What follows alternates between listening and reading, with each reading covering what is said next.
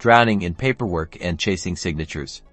Let's ditch the hassle and unlock the power of digital signatures with Docusign. First, log into your Docusign account. Once you're in, click the New button. A drop-down menu will appear. Select Upload from the drop-down. This is where you'll add the document you need signed.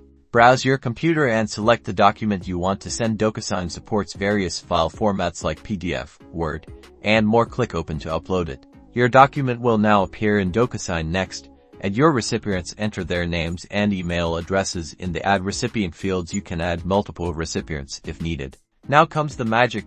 Drag and drop the signature, date, and other required fields onto your document where you want the recipients to fill them out. Docusign makes this super easy and intuitive. Once you've placed all the necessary fields, double-check everything to ensure it's correct. Then, simply click the Send button.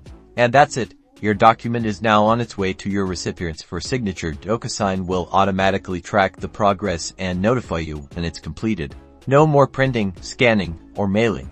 Docusign streamlines your workflow and saves you time and effort. Welcome to the world of efficient document management. Be sure to like and subscribe for more helpful tips.